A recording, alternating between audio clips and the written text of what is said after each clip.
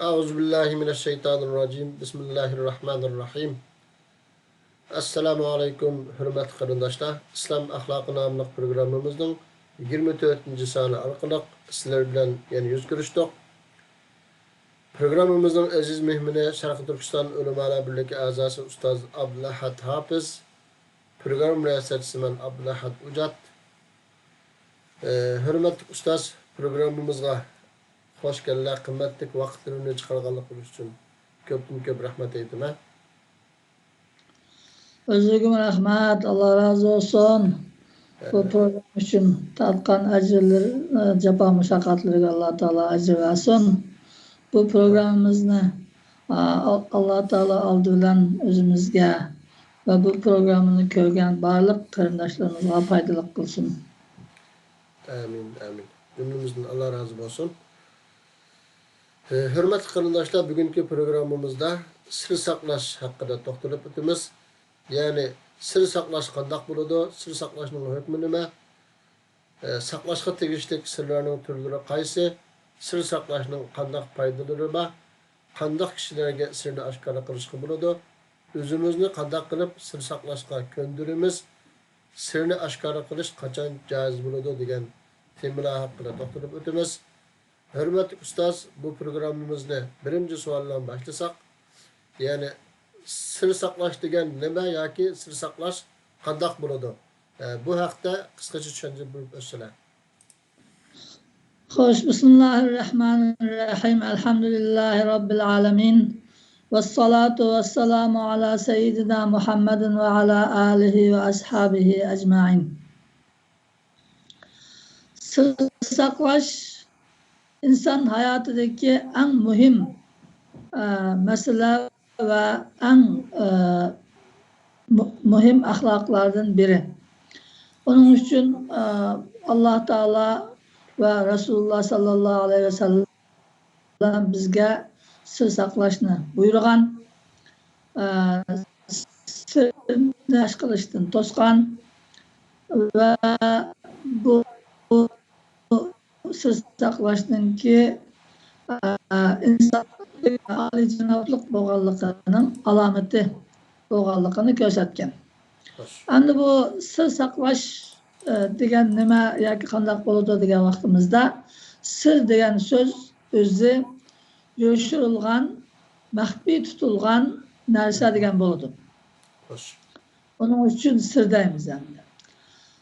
Bu sır saklaş degan mayli o'zining shaxsiy siri olsun yoki boshqalarninki siri bo'lsin, hech kimga demaslik, uni shu o'zi bilan bilish, maxfiy tutish degan bo'ladi. Bu sir saklash ikki axloqninki birlashishi bilan mumkin bo'ladi. Birincisi savrlik bo'lish. Yani sırrını aşkara kılışkı zorlaydıgan her türlü sebeplerine karşı savrlik bo'lalığanda sırrını saklayalaydı. Ancak bu sebepler bazı yakın adamlarımız bizge depbirin degenge o'xshash vay bizga dabbamidi deb xafa bo'layotganga o'xshash mundaq holatda bo'lishi mumkin yoki majburlash ahvoli yuz berishi mumkin. Har xil sabablar hamda shu sabablarga qattiq savrchan bo'lib savr qila olgandan sirni saqlab oldi. Ikkinchisi ishonchlik bo'lish. Amonat. Endi sir degan amonat. Bu sirni pash qilish, oshkora qilish xiyonat. Shuning uchun buningga nihoyatda ishonchlik bo'lgan, amin bo'lgan kishilar undan keyin o'z sirni saqlay oladi. Shuning uchun biz shu ikki axloqni mustahkam tutgan vaqtimizda undan keyin sirni saqlash mumkin bo'ladi. İnşallah. Hoş Ustaz. Allah razı olsun. Hakikaten bu sır saklash nihayet mühim bir ahlak bulup hem de. Bu mesela nemele degandek bu sır saklaş amanatni saqlashdanmi ya'ni qiyin deb shundoq debdikan. Çünkü amanatni hamda qulp sanab yoki maxfiyaliga tiqib qo'yib saqlag'ili bo'lgan bo'lsa-mu, ammo bu sirni saqlash ya'ni o'zri degandek haqiqatan sabri, ishonch nurg'un shartlar topilgan vaqtida u mumkin sir saqlag'ili bo'lganligi uchun buni shunga qo'llab o'tgandek bu nihoyatda muhim ham fazilatli kishilarniki bir nimasi bo'ldi ekan ham sifatlari. Undaqda ustoz bu sir saqlashninki hukmi nima yani islomda? Yani agar bu sirni saqlangan vaqtda qanday bo'ladi, saqlagan vaqtda qanday bo'ladi? Bu vaqtda Sır saklashning hukmi umuman sır saklashning hukmi farz. Ulamolar buni farz deb qaragan. Chunki yuqorida dedik sir degan bir amonatdan-da. Amonatni saqlash farz. Bu haqda oyatlar bor, hadislar bor. Endi shu to'g'riliq Alloh taolo vallazina hum li amanatihim va ahdihim ra'un deydi. Yani mu'minlar o'zlarining omonatlarini saqlaydigan, va'dalariga rioya qiladigan kishilar deb mu'minlarni sifatlagan. Bu sir shu saqlashga tegishli omonat bo'lgan ekan, mushu oyatda buyurilgan bo'yicha buni saqlash farz bo'ladi.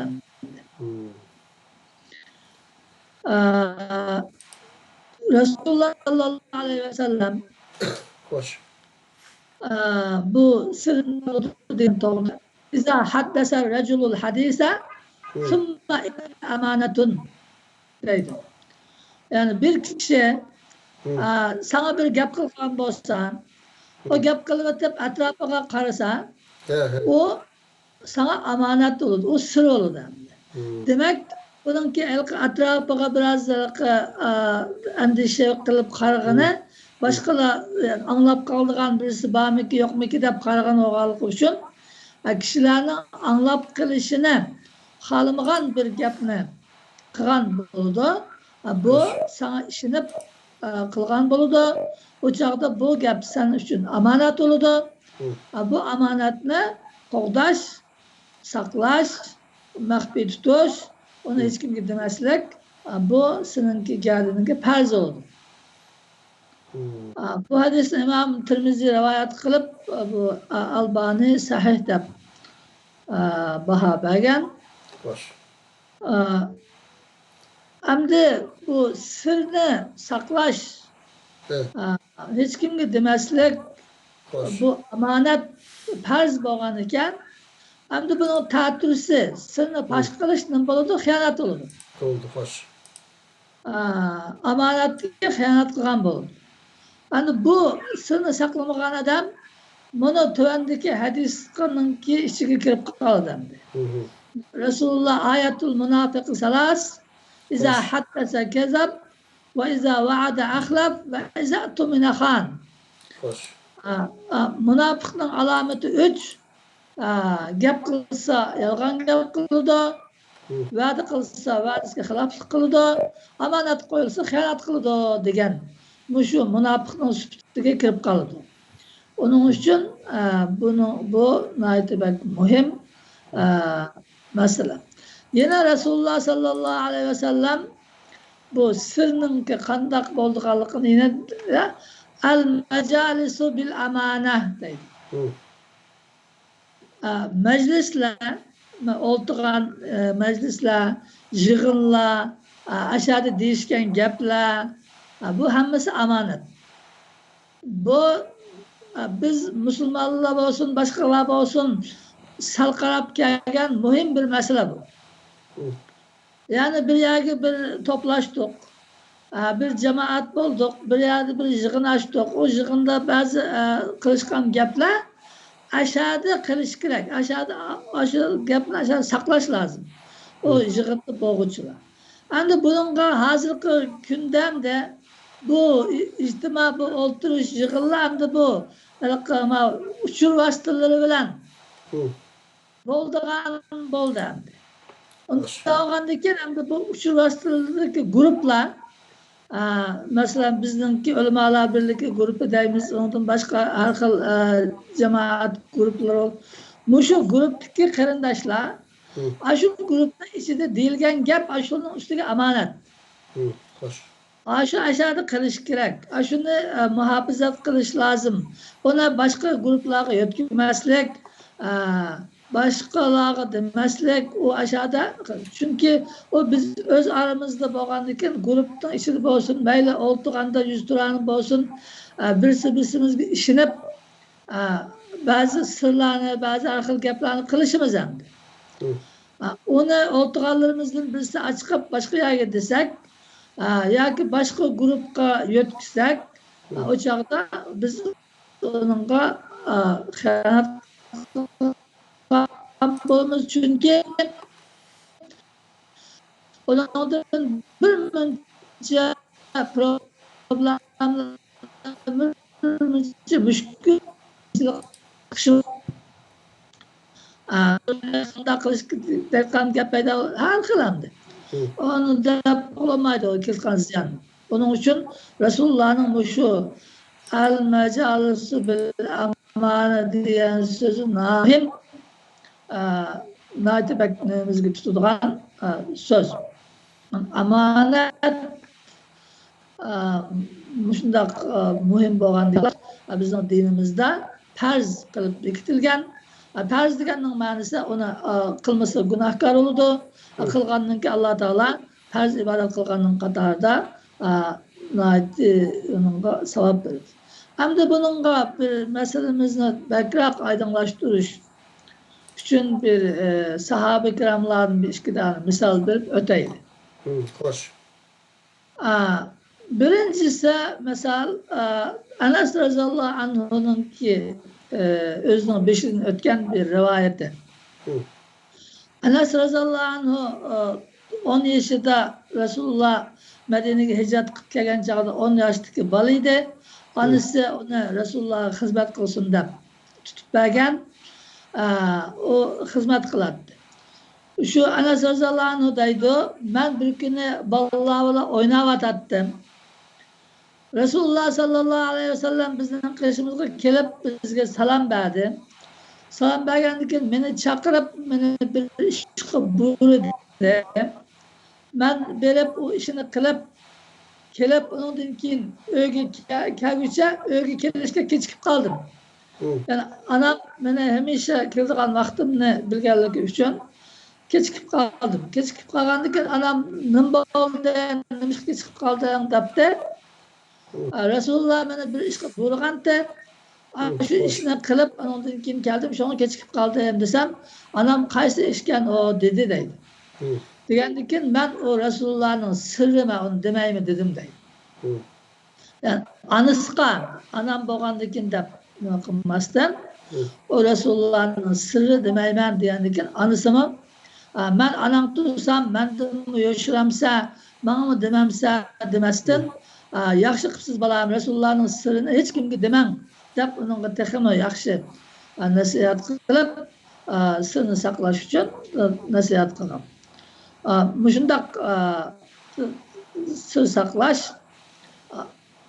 İkincisi Resulullah'ın ki kızı Hazreti Fatıma annemiz radıyallahu anha. Resulullah sallallahu aleyhi ve sellem vefat buluş aldı da şu vefat boğan kesilide bir katım Resulullah'ını yoklap geldi Hazreti Fatıma. Hoş. Yoklap kelgandan keyin qishida o'ltiratdi. Rasululloh uni tatib quluqiga bir narsa dedi. Degandan keyin Hazrati Fatimani aytdi, yig'lab ketdi. Shuning bilan Rasululloh yana quluqini tatib, yana bir narsa debdi, kulib ketdi. Shuning bilan yana qopab xulishib mangan chog'da Hazrati Aisha radıyallahu anha arkasından çıkıp bu Resulullah sizge bir narsa dedi yığıldınız, yine bir narsa dedi küldünüz, nemi dedi dep sorgan çağda ben Resulullah'ın sırrını aşkar kılmayman dedi. Dep aşağıda o nemine sırrını dep vermedi. Resulullah'ın nem deganligini, nima qilgan, nimaga kulganligini. Keyin Resulullah vafot bo'lib ketgandan keyin yine Ayşe radhiyallohu anha nimani Fatima radhiyallohu anhani yine shu nim deganda nimaga yig'lagandingiz, nimaga kulgandingiz deb yine şunu bilish uchun so'rag'an vaqtida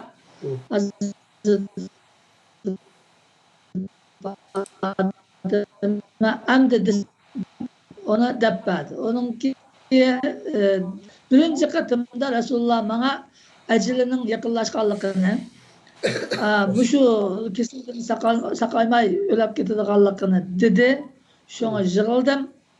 Benimki yığılıp ketkenimni körüp yine kulağımni tartıp bana bir rivayette Seyyid-i Nisa'il Cennet yani siz cennet ayallarınınki efendisi yani hocası en faziletli en uluğum.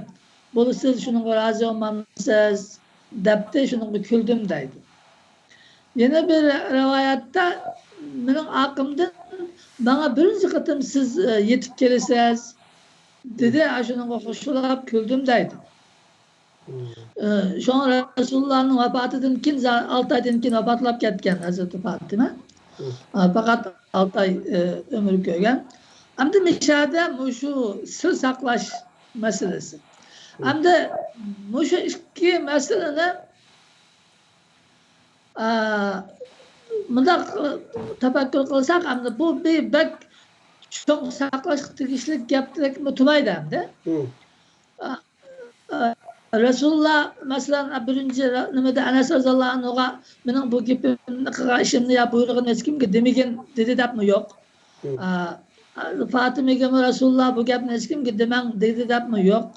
Lekin shu o'zining aristi bo'lganligi uchun buni bir sir bilib demay saqlagan. Demak, yani shundoq biz musulmonlar bunda qarindoshlarımızın birbirimizin işiga şunda ko'ngil bilib birimizin sırrını bunda saqlash faziletlik iş endi. Bu ham Allah'ın buyurgan farzi. Hükmü şu. Allah razı olsun ustaz. Undaqda bu yani bu saqlashga tegishlik sirlarning turlari qaysi mesela? Qaysi turdagi sirlarni saqlash kerak? Bu haqda qisqacha tushuntirib bersinlar. Hoş hamdi bu sır degan vaqtimizda sır oldi bilan bu o'zininki shaxsiy sirri bo'ladi har odamning. Ikkinchisi boshqalarning sirri bo'ladi hamdi. Boshqaninki nimasini biladigan. Ana bu har ikki jihatda bo'lsin saqlash tegishli ishlar bu. Yani bunu ulamalar şu nimaga üçge ayırgan saqlashga tegishli sirni. Birincisi şeriat saqlashni buyurgan sir. Yani Resulullah şunu saqlamasanglar bo'lmaydi, saqlanglar deb aniq buyurgan sir. İkincisi ikisi saqlashni buyurgan sir. Yani bir adam bizga bir narsa deb şu bir aramızda bir sırlap kalsın, hiç kimge demişler bu gap ne degan bo'lsa, ikisi talab qilgan, saqlashni talab qilgan sir bo'ladi hamdi. Üçüncüsü aralashib birga o'tganlik sabablik yoki maslak yani bu xizmati ishi sabablik ixtiyorsiz bilib qolgan sir. Bu bir adam bilan uzun mezgil bir yerde işledi yoki birga tijorat qildi, ishlar oturdi mesela. O'quvchilar mesela üniversitedeki okuvchilar masalan bir uyda o'tirdi yoki ishchilar bir uyda o'tirdi yoki bir xizmatda birga bo'lgandan keyin uyerdagi ba'zi ahvolini ko'rgandi ba'zi sirliq holatlarni maxfiy tutishga tegishli ishlarni ko'rdi biladi yoki birga ishlagan kishilarniki masalan ojiz nuqtasini biladi shu narsalar masalan sir endi misol berib o'tsak shariat saqlashga buyurgan sir bu qanday bo'ladi desa bu sir xotinlar o'rtasidagi sir buni rasululloh saqlashga buyurgan rasululloh sollallohu alayhi vasallam shundoq degan inna min asharrin nasi indallahi manzilatan yawmal qiyamah ar-rajul yufti ila imraatihi ve tufti ilayhi summa yanshuru sirraha kıyamet günüsü Allah Teala'nın aldıdan insanların en yamanı, en eskisi şu xotini bilan birga bo'lgan yotoq bir yotoqda er ve eri bilan birga bo'lgan xotin ondan keyin shu yotoqdagi ahvolini kishilarga oshkora qilgan so'zlagan kishi deydi bu endi bu sirni saqlash bu shu inson bilan birga o'lib birga ketsa bo'ladi er xotinning o'rtasida bu maxfiy bo'lgan bu ishlarni men anda qildim bunda qildim deb mayli xotin kishi desin mayli er kishi desin bu ikkilisi shundoq og'ir gunohkor bo'ladi buningga bu shariat saqlashga buyurgan sir bo'ladi endi bu hadis bu imom muslim rivoyat qilgan sahih hadis yana bir hadisda rasululloh sahobalarga sizlar shundoq damsizlar bundoq yotoqda bo'lgan ahvolini keyin endi bilsanglar deyishamizlar degan chog'da sahobalar ayol sahobalar bor ekan hech kim gap qilmadi deydi shuni ichida bir kichik bir ayol qiz bola yoki turib deyishidi bular ya rasululloh shu gap endi gaplarni dedi endi degandan keyin rasululloh bu yotoqdagi ahvolni keyin sirtqa chiqarib deyish xuddi shu bir shayton shu ko'chada yana bir shayton bilan birga zina qilganga o'xshash oshkora zina qilganga o'xshash deb saskandirish uchun shundoq bu hamda shariat nima qilib buyurgan sir bu yana biri hamda shariat saqlashga buyurgan sir yuqoridagi hadisda degandiq bir odam gap qilib o'tib o'ng so'lga qarasa bu omonat bo'ladi degan rasululloh bu uni omonat bo'ladi degandan keyin uni saqlash farz deb dedik hamda shu shariat shu masalan voy o'g'li uchinchisi bo'ldi degan gapini qaraganda bir odam gap qilib o'tib voy man bu gap bo'lmasa hech kimga demaysiz deb alohida ta'kidlamasami biroz tadrigin bo'lib bunga qaragandan keyin bu maxfiy gapkan deb berish kerak omonat berish kerak hech kimga demaslik kerak bu ikkisi hamda biri er xotin o'rtasidagi masala ikkinchisi bu shariat buni saqlashga buyurgan sir yana biri uchinchisi hamda shariat saqlashga buyurgan sir bir kishiningki aybini bilib qolgan bo'lsa uni saqlash uni sir holatida saqlash ya'ni bu her türlü bo'ladi inson deganda boshqalar tarafdan ayblanadigan ya boshqalar shu aybini bilib olib bu kishiga ziyon yetkazadigan İşler buluşu mümkün. Şunun için şeriatta bunu saklashni farz qilgan. Saqlashga tegishli sirninki hamda ikkinchi turi egisi saqlashni talab qilgan sir dedik. Ana bu hamda egisi shu gapimni hech kimga demislar. Hamda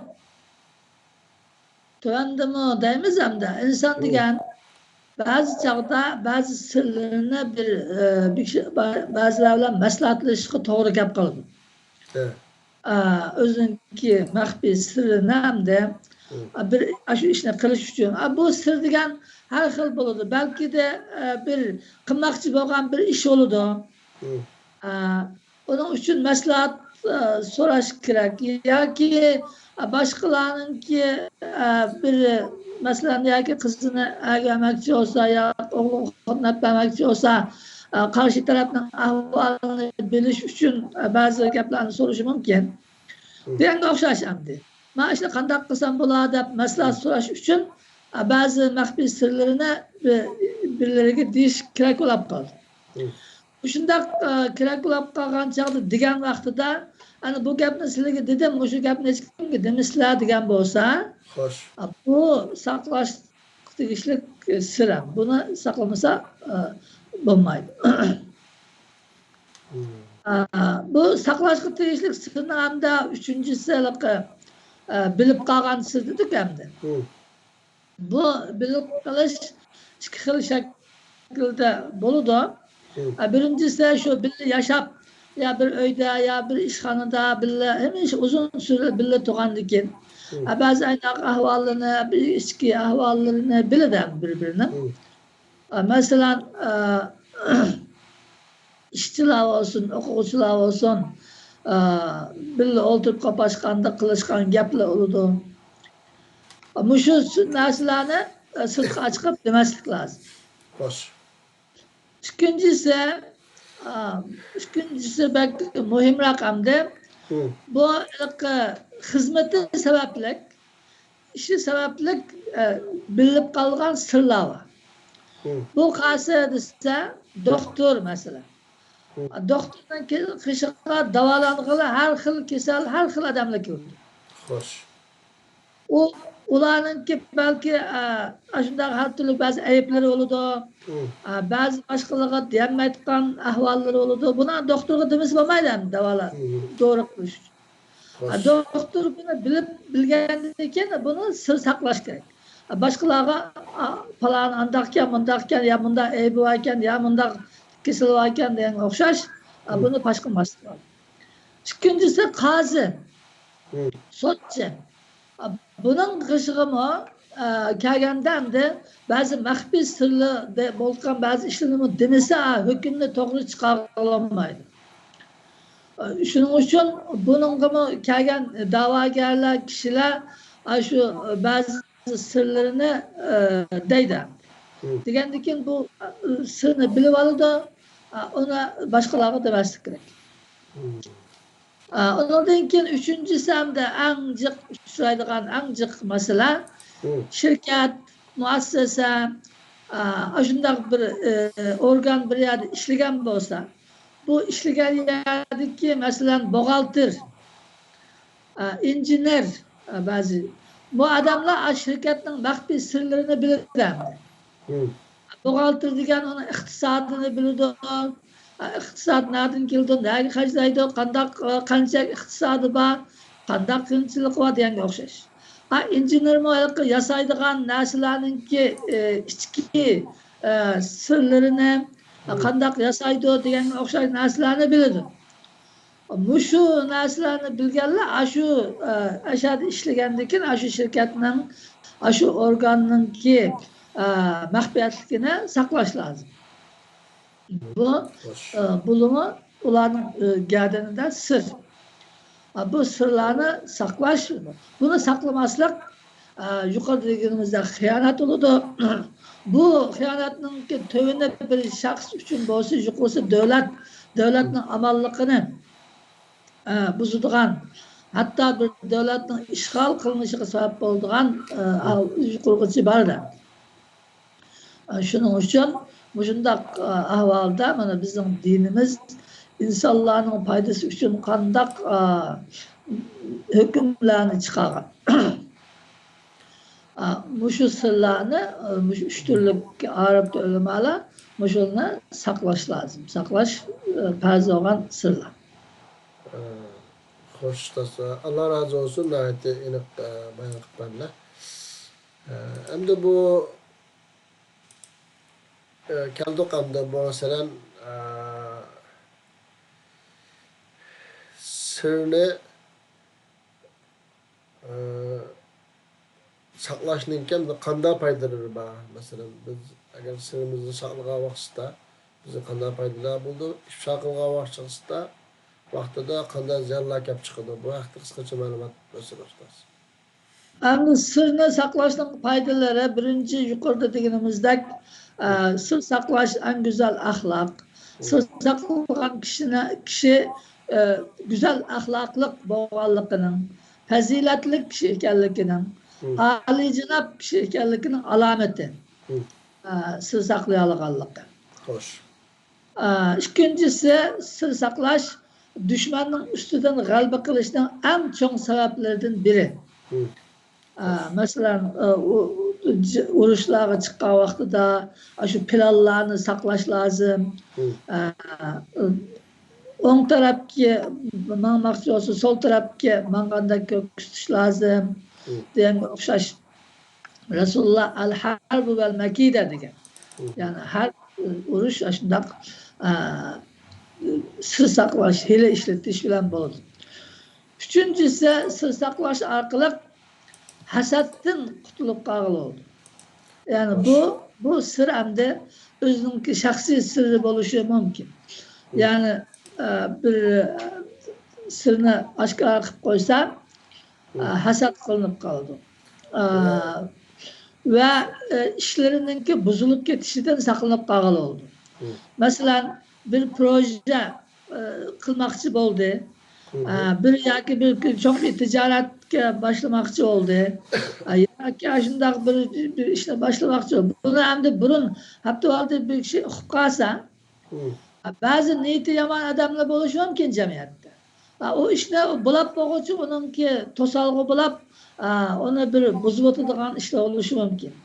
Yoki uningga hasad qilib chidamay, bu shu odam bundoq qilib ketadimi, bundoq boylab ketadimi, bundoq ishlarni qilib ketadimi deb aldığı bir tosalgı oluşu mümkün. Şu an sır saklaş, şundaq xatarlardan saklaydı. Dördüncüsü sır saklaş, kırındaşlıkla güçlendirir. Biz Müslümanlar hemimiz kırındaş. Birbirimizninki sırrını saklasak, onun kilidğan zararını saklap kaldı diyen gepem. Onda olgandan keyin birbirimizga bo'lgan qarindoshligimiz kuchlanadi. Alloh taoloninki mu'minlar qarindosh degan so'zini amalga oshirgan bo'lamiz. Buningki mukofotimiz yuqori bo'ladi. Beshinchisi sir saqlash er-xotinlarninki o'rtasidagi bir-biriga bo'lgan muhabbat, bir-biriga bo'lgan ishonchisini kuchlantiradi. Er-xotinlar bir-birining sirini saqlasa, birbirinin aybini aşkara kılmasa, bu çağda hem de yukarıda bir gapni kamera qilib ben bu o'lmali deydi bu axotun o'ttirishdagi sir saqlashni. Hatta ajrashib ketgandan keyin oshkora qilish bo'lmaydi deydi. Xo'sh. Axotunlar ajrashib ketib qoldi hamda. Ya bu ko'pincha holda bir ayolni o'zining qo'lida saqlab o'tib, uningki sirlarini demaydi o. Yoki deydi nima qilib qolsam hamda shu jidallashib qolgan, bir ko'ngilga bu xotinlardan bunday deb yoki eriningki nimalarni deydigan ishlar hamda o'zi bilib qolishi mumkin. O'zlari hozir eskartgandek, yana abiyam dilli bo'lsalar masalan bu zodi iloyumul qiyomat kichakka bu er-xotinlar o'ttirishdagi maxfiyatchilik yani qat'iy deyishga bo'lmaydi deb bu bak ta'kidlashga tegishli muhim bir masala ekan hamda. Altıncısı hamda sır saqlash yuqorida g'alaba dedik. Muvaffaqiyatning sababi hamda. Bu tövende ben hadisimi okuyayım inşallah. Resulullah sırrını saklaş bilen Hacettin rava kılgan degan bir hadis var. Xo'sh. Aşundaq aldın ala bir to'solg'uniki kep qolmasligi uchun qilmoqchi bo'lgan ishini ro'yobga chiqarib qo'yuvchi saqlash masala bu muvaffaqiyatlikka elib bordi. Asli şu bu programma nihayet muhim. Hem de abiyamsıda dep ötlerlik. Bazı projeler olsa mahbiyet tutuş gerek dep. Hem de bu vatan davasıqa yoki Xitoyga qarshi harakatlarga aloqador ba'zi masalalarni shundoq qilinmay turib o'tirg'i chiqib qoldigan ahvollar yuz berib qoladi endi. Bunu bizning Şunu da'vo bo'g'ilolmaydi. ekan hamda ojizlik tarafimiz ekan hamda. Ba'zi masalan qilgan xizmatlarni boshqalarga bildirish vajhidan bulamdı. Ya bu bazı projelerga masalan iqtisodiy yordam tepish olamdı. Ish qilib ma'lum bir sabablarni bahona qilib turib, ya'ni qilmoqchi bo'lgan ishlarni deb qo'ydigan, yozib qo'ydigan va ishlar ya'ni ba'zi yuz berib qoldigan ahvollar bor ekan. Şuna yukarıda dedik koyna qattiq sabr qilish kerak bo'ladi. Bu sirni oshkora qilishning endi har xil sabablari oshkora qilishga qistaydigan sabablar bo'lishi mumkin. Bu sabablarga chidab sabr qilib bir ishni ro'yobga chiqarib qo'yguncha buni maxfiy tutish nihoyatda muhim. Hamda bu bizning jamiyatimizda ana bu tashkilotlarimiz var. Bu tashkilotlarni undaq qilmadi, bundaq qilmadi, ish qilmadi deb to'ttamda onun g'aybatini qilib ayblab shikoyatini qilib turgandan keyin hamda bu tashkilotdagi birodarlarni hamda shu qilgan ishimizni demasak bu haqli ko'mayotgan deb shundoq qilib bo'lgan ishni desakmi hamda qilmoqchi bo'lgan ishni mumkin qadar maxfiy tutish kerak qilib bo'lg'uchi. Chunki uni avtolda deb qo'ysa uni oldiga to'solg'i chiqadi. Hani bizning düşmanımız oshkorayna. O düşmanimizni haqida undaq qilamiz, bundaq qilamiz desak, biz o ishni qilib qo'yguncha dushman kuchli qolgandan keyin uningki oldini olib bo'ladi. Shunga diqqat qilish tegishli. Xo'sh, ustoz. Endi bu qandoq qilgan vaqtida ya'ni o'zimizningki qanday kishilarga o'zimizning sirni oshkorlashni bo'ldi ustozlarni. Bu haqda bir bo'lsa. Tushunib bo'lsa. O'sha hamda sir saqlashning farzligini, muhimligini dedik endi. Hamda ba'zi ben yuqorida degandek ba'zi sirni deyishga kerak bo'lib qolgan bir ishlar bo'lib qoldi. Masalan, oldi bilan sirni saqlashning haqidagi bir ikki nima o'qib o'taylik, ondan keyin o nima kelay. Yaqub alayhissalom Yusuf alayhissalomga tushkurab tushida 11 yulduz ota-onasining o'ziga sajda qilganligini ko'rgan. Ondan keyin ona dadasi Yaqub alayhissalomga degan chaqda Yaqub alayhissalom ya bunayya la taqsus ru'yaka ala ikhwatika fayakidu laka kayda inna shaytana lil insani aduwwun mubin degan. Ey balam bu sizningki bu tushingizni qarindoshlaringizga demang. Ana desangiz ular sizga dushmanlik qiladi. Chunki shayton degan insonga ochiq oshkora dushman degan. Haqiqatda hamda o shunday bo'ldi hamda. Qarindoshlari dushmanlik qilib quduqqa tashlayapti, opirib satdi. Bu shu payg'ambarlarning bolalari hamda bular. Bular andaqa yomon odamlar emas. Xo'sh. Lekin hamda Yaqub alayhissalom gapning oxirisidagi inna shaytona lil insani aduwwun mubin natibak muhim gap. Shayton insonga dushman bo'lgandan keyin har xil yo'li bilan azdurdi. Hasad qildirdi.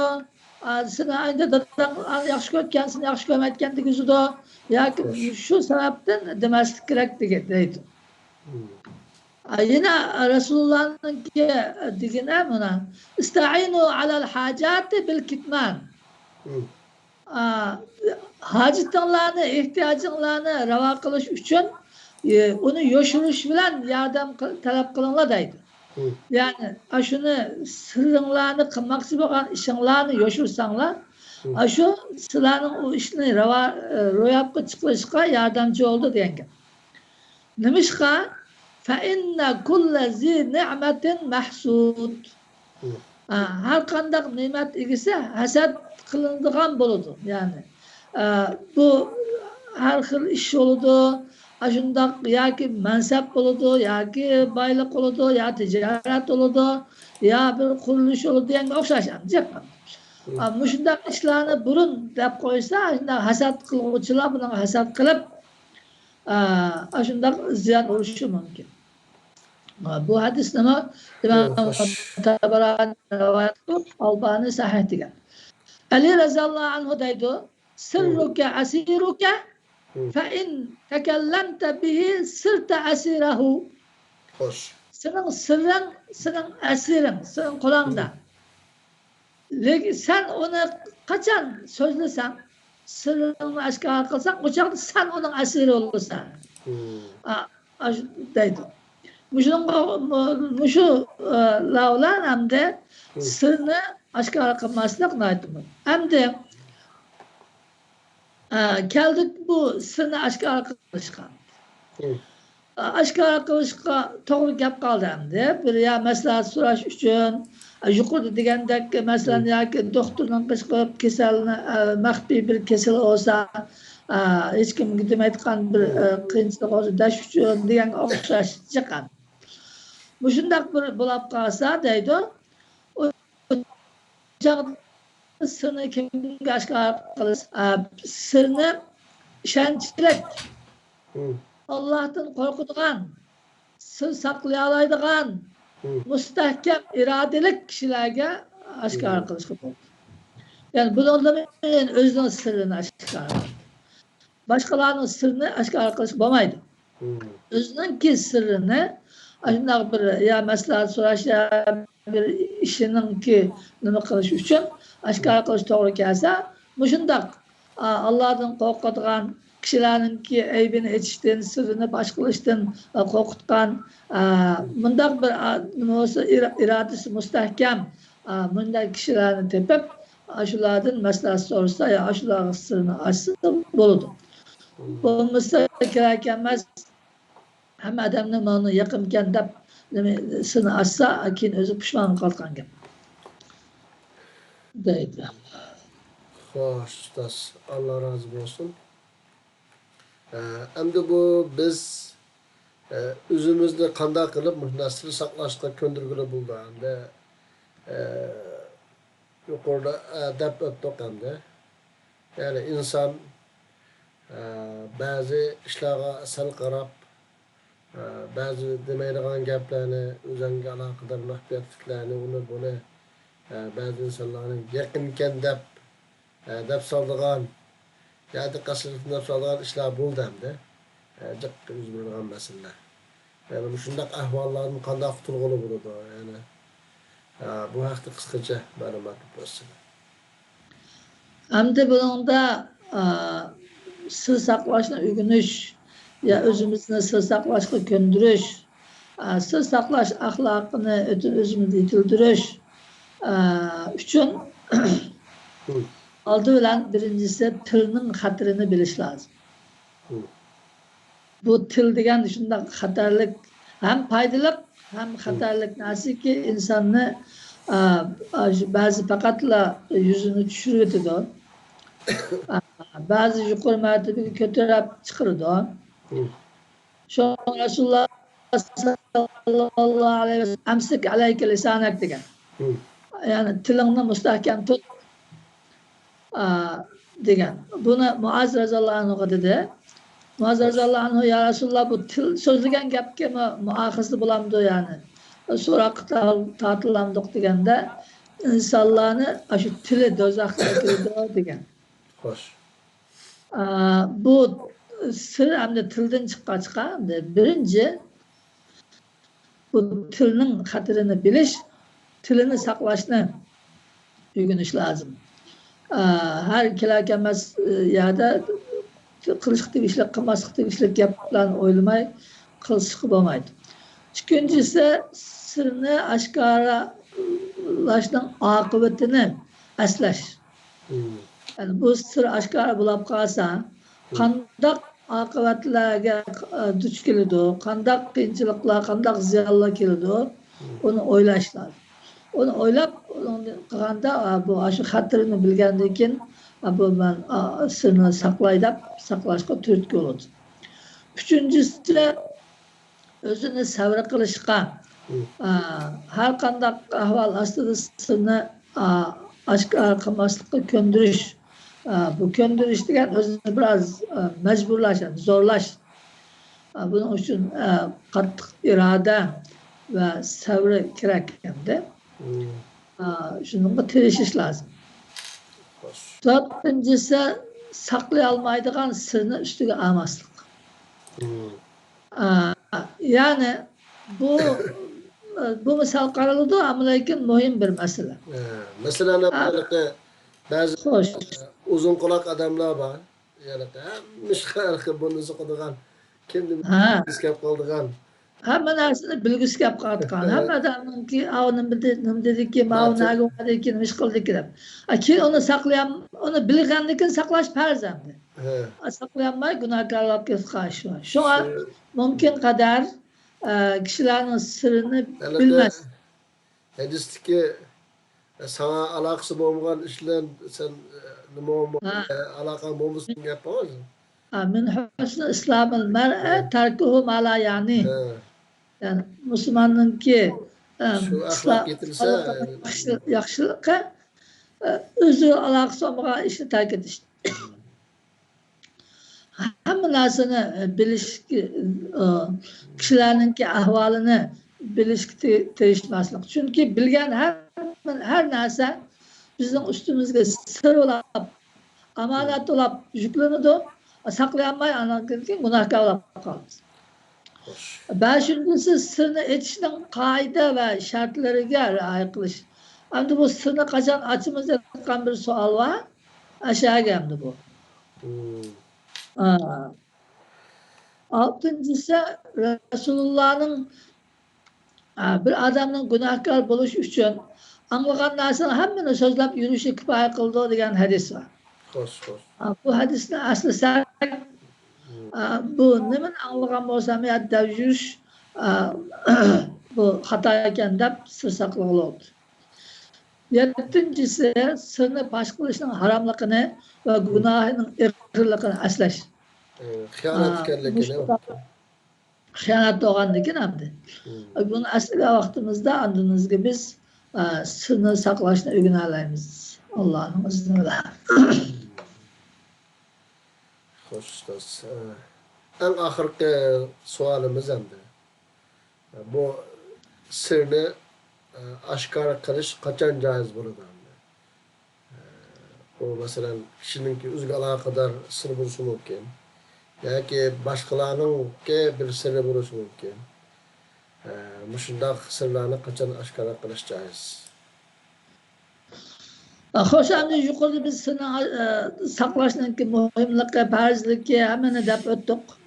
Endi oshkor qilishga tegishli ba'zi sirlar bor. Buni bizning dinimiz unutib qolmay, uni bizga bayon qilib bergan. Masalan, oshkor qilishga tegishli sir birincisi, sirni saqlash vaqti tugagan bo'lsa. Bu degan vaqtliq bir sir bo'lgan bo'lsa, o masalan yuqorida dedik-ku, bir proje, bir ish bo'lsa da. Shuni o ishni qilib bo'lgandan keyin amal munda plan tuzib, munda qilgandim deb desa bo'ladi. Yuqorida Fatima roziyallohu anhaning Rasululloh vafot bo'lgandan keyin deganidek misol. Xo'sh. Vaqti tugagan bo'lsa, bunun şartı var mı? Ziyan kelmaydigan bo'lsa. O çağda desa onun zina olmagandan keyin belki tecrübeden kişiler faydalanishi mumkin. ikkinchisi sir egisi vafot bo'lgandan keyin buningki shu sir egisiga biz ziyon kelmayotgan bo'lsa uni desa bo'ladi. Ammo sir egisi hamda vafotlar ketdi, lekin hamda o desa o keyin o odam ayblanadi. Ashundaqmi qilgan, nima ish qilgan qilgan deb degan o'xshash. Bunda bo'lsa demaslik kerak. Shunaqa biz ziyon kelmayotgan bo'lsa deydi. Üçüncüsü hamda oshkor qilayotgan sirni saqlash cho'ng xatarga ilib boradigan bo'lsa. Hamda ba'zi sirlarni saqlagan vaqtida bu sirni oshkor qilganning ziynidan saqlaganning ziyni xatiri ig'ir. Bundaq bir ketgan ahvol bo'lib qolsa, bu chaqda cho'ng xatarni bizning dinimizda ahaffu dararayni deb qoida. Ikki ziyonniki yengilroqini qilish. Şu qoida bo'yicha ish qilish. To'rtinchisi kiradigan xatarning oldini olish uchun masalan bir suiqasd planlagan bo'lsa, onu bilib qolgan bo'lsa, bu bir sir bo'ladi. Lekin suiqasdni o oshkor amalga oshsa, o nurg'unlagan ziyon kelib chiqadi. Şuna bu manda narsalarni xatarni oldini olish uchun Rasululloh bu gaplarni hammani jug'lab o yuqoridagi gaplarni hammani ulamolar debdi, hamda ulamolarga quruq demaylar. Ama hadisda Rasululloh shuna dedi. Al majalisu bil amana illa salasa majalis. Bu meclisler, oturuşlar, yığınlar hammasi amanat. Yukarıda dedik yani buna. Fakat 3 meclis o amanat emas. Ona aşkar qilish lazım. Xatiri cho'ng. Qaysi safku dami haram. Nahaq adam öldürüş. Bir yerde nahaq bir adamla bakar nahaq adam diye öldürüşke tegishli emas adam degan gap. Öldürüşke tegishli zaten Qazoxonim fatvo chiqarib nima qilib davlat qiladi onu. Nahaq adamni bir yerde öldürüyotgan bo'lsa, o adamni öldürüyotgan adamni ko'rgan bo'lsa, masalan, onu yoshirmay ona deyish lazım. Çünkü onu yoki bir adamni öldürüş uchun suiqasd planlagan bo'lsa, nahaq suiqasd plani bo'lib, uni demay qolsa, shunda boshqa nahaq adam o'lib ketadigan ahvol bo'lib qoladi. Aş adamınki cennet saklap kılış için ikincisi ev ferci haram ya ki günah zina kılış. Aslında bunu ondan da ölemalı yaptı o zina kılgan adamını mahkemeye diş bununki nemesi deydi şu günahdan yanmaytgan başta onunla nima qilish kerak nasihat qilish kerak ama o günahdan yanmaytgan jahri oshkor qilayotgan yoki kechasi zina qilib kunduzi man anda qildim bunda qildim man xotin bilib oldim deyotgan shunday odamlar shunday odamni fosh qilish kerak deydi jamiyatni shundan tozalash uchun. Üçüncüsü iqtita'a malin bi gayri hak.